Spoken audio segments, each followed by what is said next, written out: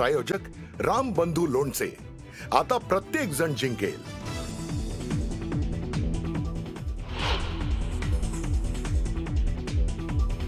असल्या रहमान डकेतांना पाणी पाजणारी धुरंधर महायुती आहे.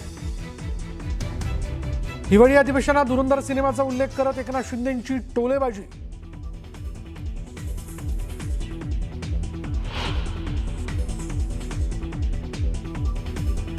जोपर्यंत चंद्र आणि सूर्य आहे तोपर्यंत मुंबई महाराष्ट्राचीच राहील, मुख्यमंत्री फडणवीसांनी विरोधकांना ठणकावलं.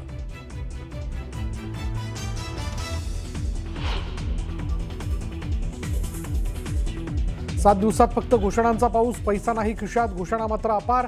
सतेज पाटलांची सत्ताधाऱ्यांवर टीका.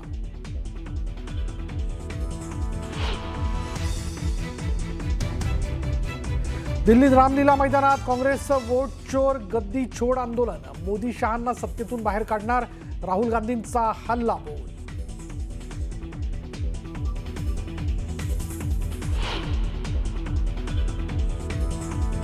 मावळ तालुक्यात 5 वर्षांच्या मुलीची अत्याचार करून हत्या, चॉकलेटचं आमिष दाखवत नराधमाचं दुष्कृत्य, संशयित आरोपी पोलिसांच्या ताब्यात.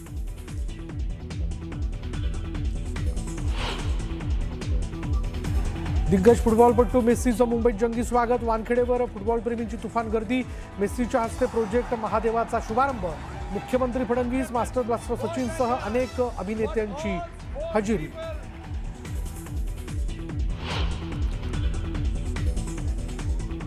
ऑस्ट्रेलियाच्या सिडनीत हनुक्का उत्सवादरम्यान दहशतवाद्यांकडून अंधाधुंद गोळीबार. 12 जणांचा मृत्यू तर अनेक जण जखमी.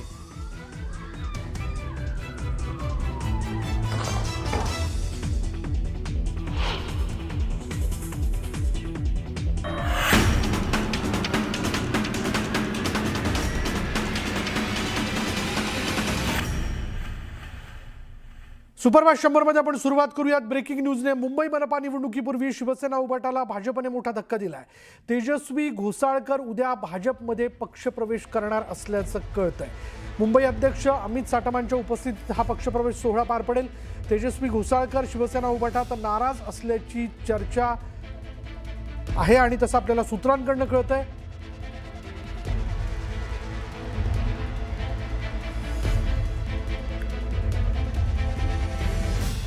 आता बघूयात, सध्या देशात धुरंधर सिनेमानं एकच धुमाकूळ घातला. यातील रहमान डकेत ही व्यक्तिरेखा चांगलीच चर्चेत आहे. आज विधान परिषदेत झालेल्या अंतिम आठवडा प्रस्तावात अनपेक्षितपणे रहमान डकेतचा उल्लेख झाला. उपमुख्यमंत्री एकनाथ शिंदे यांनी फिल्मी डायलॉगबाजी केल्यानं सभागृहात धुरंधरचाच बोलबाला पाहायला मिळाला. विधान परिषदेत धुरंधरचा बोलबाला. कॉर्पोरेशन का इलेक्शन जीतकर हम ही होंगे असली धुरंधर. शिंदेंचा ठाकरेंवर जोरदार निशाणा. आणि आम्ही तर रस्ते धुतले, तिजोऱ्या नाही धुतल्या. सभागृहात चर्चा रहमान डकेतची. मुंबईच्या तिजोरीवर दरोडा टाकणारे हे रहमान डकेत कोण आहेत? एकनाथ शिंदेंची जोरदार फटकेबाजी. विचार और विश्वास बेचने वाला कभी सच्चा वारिस नहीं होता. सध्या जिकडे पाहावं तिकडे धुरंधर सिनेमाचाच बोलबाला आहे. सोशल मीडिया, रील्स, मीम्स सगळीकडे फक्त धुरंधरचाच जलवा आहे. तिकडे नागपुरात राज्याचं हिवाळी अधिवेशन सुरू आहे. राज्याच्या राजकारणातले अनेक धुरंधर तिथे बंदुकीच्या नाही पण जिभेच्या फैरी चालवताना दिसत आहेत. एकमेकांवर टीका टिप्पणी, टोला प्रतिटोल्यांची बरसात करताना कोणीही मागे हटत नाहीये. राज्याचे उपमुख्यमंत्री एकनाथ शिंदे यांनी अंतिम आठवडा प्रस्तावावर बोलताना जोरदार डायलॉगबाजी केली. आम्ही होंगे असली धुरंधर. उद्धव ठाकरे यांचं नाव न घेता शिंदे यांनी मुंबईला लुटणारे रहमान डकेत कोण असा थेट सवाल केला. तिजोरीला घातलं वेटोळं, प्रत्येक कामात घोटाळे, मुंबईकरांना लुटून मुंबईचे केले वाटोळे. मुंबईच्या तिजोरीवर दरोडा टाकणारे हे रहमान डकेत कोण आहेत? मुंबईच्या तिजोरीवर दरोडा टाकणारे हे रहमान डकेत कोण आहेत? केवळ एवढ्यावरच ते थांबले नाहीत, तर असल्या रहमान डकेतना पाणी पाजणारी आमची धुरंधर महायुती आहे असा जोरदार टोलाही त्यांनी लगावला. इतिहासात असे अनेक डकेत, रहमान डकेत अनेक आले आणि गेले पण. आणि असल्या रहमान डकेतांना पाणी पाजणारी धुरंधर महायुती आहे. आपल्या भाषणात शिंदेंनी अनेक विषयांवर भाष्य केलेलं असलं तरी त्यांचं मुख्य टार्गेट अर्थातच उद्धव ठाकरे होते. शिंदेंनी जोरदार शेरोशायरी करत नाव न घेता उद्धव ठाकरे यांना जबरी टोले लगावले. सोन्याचा चमचा घेऊन जन्माला आम्ही आलो नाही, परंतु या महाराष्ट्रातल्या सर्वसामान्य लोकांच्या आयुष्यात सोन्याचे दिवस आणण्याचा प्रयत्न आम्ही करणार. न मैं गिरा न मेरे हौसले गिरे, न मैं गिरा न मेरे हौसले गिरे, पर मुझे गिराने में कुछ लोग कई बार गिरे. दूसरों की बुराई करके खुद का चरित्र अच्छा नहीं होता. विचार और विश्वास बेचने वाला कभी सच्चा वारिस नहीं होता. अधिवेशन काळात आपल्यावर झालेल्या प्रत्येक टीकेचा शिंदेंनी खरपूस शब्दात समाचार घेतला. म्हणजे 2 वाजेपर्यंत आम्ही सभागृह चालवलं, पण काही लोक तर 2 तास पण सभागृहामध्ये बसायची तसदी घेतली नाही. विरोधी पक्षनेता हे पूर्ण अधिवेशनामध्ये दुसरं काय विरोधी पक्ष नेत्याशिवाय नेत्यांनी आपल्या चर्चा केली नाही. ही दुर्दैवाची बाब आहे. आणि भाई विदर्भामध्ये एक म्हण आहे, घरात नाही दाना आणि मले पाटील म्हणा.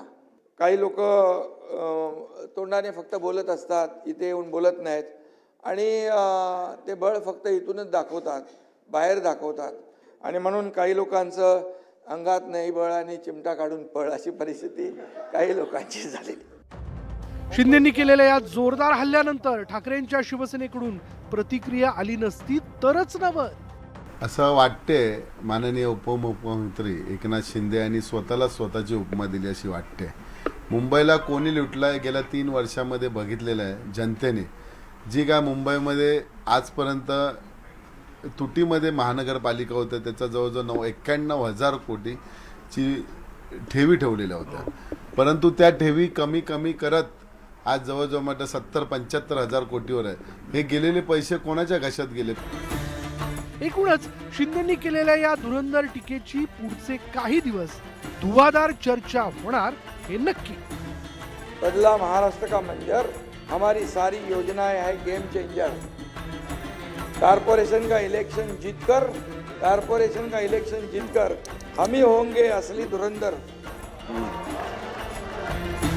Bureau report, news 18 Lokmat. दरम्यान उद्धव ठाकरेंनी एकनाथ शिंदेंनी केलेल्या टीकेला जोरदार प्रत्युत्तर दिलंय. मुंबई आणि कोस्टल रोडबाबतही उद्धव ठाकरेंनी सत्ताधाऱ्यांवर निशाणा साधलाय. आता त्यानं अनाकोंडा म्हटल्यानंतर उत्तर त्यांनी द्यायला पाहिजे की नको? अनाकोंडाने उत्तर द्यायला पाहिजे, पण अनाकोंडाने उत्तर द्यायच्या ऐवजी गांडुळाची अवलग उत्तर देते. आता गांडूळ कोण? मी जे परवा म्हटलं, आता मला काय माहिती, जाताना प्रश्न विचारतात, मला विचारला कोणीतरी प्रश्न आणि मला हेच कळलं नाही. म्हटलं गुलामाने प्रतिक्रिया द्यायची नसते. गुलाम आहेस रे तू, तुला जे काय काम सांगितलं ते कर. 2 काय बिस्किटचे तुकडे तोंडात फेकले जातील, खाण गपगुमान पडत राहा. पण गुलामाने प्रतिक्रिया द्यायची नसते आणि गांडुळाने फणा काढायचा नसतो. पण काय फुटका टाकण्याचा प्रयत्न करतोय, काय कळत नाही. पण यांना एक लक्षात येत नाहीये की त्यांना हाताशी धरून हे मुंबईचं मराठी पण मारतायत, त्याचे हत्यारं म्हणून हे आपल्या गद्दारांना वापरतायत. हे त्या गद्दारांना कळत नाहीये. आपलीच हत्यारं आपल्यावरती चालवतायत, आपलीच माणसं आपल्यावरती सोडतायत आणि मुंबईचं मराठी पण मारून टाकतायत, महाराष्ट्र धर्म मारून टाकतायत. आणि मग मुंबई काय गुजरातच्या चरणी तुम्ही वाहून टाकणार, अदानीच्या चरणी वाहून टाकणार? विषय केवळ इथल्या कोळीवाड्याचा नाहीच आहे, कोळी बांधवांच्या लागेचा आहेच, पण विषय हा संपूर्ण मुंबईचा आहे. आज सुद्धा भाषण करताना त्यांनी मोठमोठ्या गोष्टी केल्या असतीलच, करायलाच पाहिजे, कारण निवडणूक उद्या आचारसंहिता लागेल. जो कोस्टल रोड आपण केला, होय आपण केलेला आहे कोस्टल रोड. एक पैसा सुद्धा या भाजपकडनं किंवा भाजपच्या सरकारकडनं किंवा केंद्र सरकारकडनं मोदींकडनं न घेता आपल्या हक्काच्या मुंबई महानगरपालिकेच्या पैशातून तो कोस्टल रोड केलेला आहे. अगदी रेसकोर्स आणि कोस्टल रोड ह्यांना सगळ्यांना म्हणजे रेसकोर्सच्या इकडे मोठं उद्यान आणि कोस्टल रोडसाठी मुंबईकरांना कुटुंबियांसमेत मोकळं फिरायला, कोण सायकल करताय, मुलं बागडतायत, फिरतायत, मोकळे हवा येते, अशी मोकळी जागा ठेवू. हे वचन माझं आहे, हे वचन शिवसेनेचं आहे. हे वचन अर्ध आपण पूर्ण करून दाखवलेलं आहे, पण अर्ध अजून करण्याचं बाकी आहे. आणि आता जर का मुंबई महापालिका त्यांच्या घशात गेली तर तिकडे सुद्धा हा कोळीवाडा तर ते घेण्याचा प्रयत्न करतील, जो आपण घेऊ देणार नाही. पण मुंबईच्या कोस्टल रोडच्या आजूबाजूला होणारी मोकळी जागा सुद्धा हे बिल्डरच्या म्हणजे कोणाच्या घशात? अरे जिथे जातोय चांदा ते बांदा, चंद्रपूरमध्ये गेलो तरी म्हणतात अदानी, इकडे गेलो तरी अदानी, कोल्हापूरमध्ये कोण आहे? कोण हा माणूस? हा काय ब्रह्मराक्षस झालाय?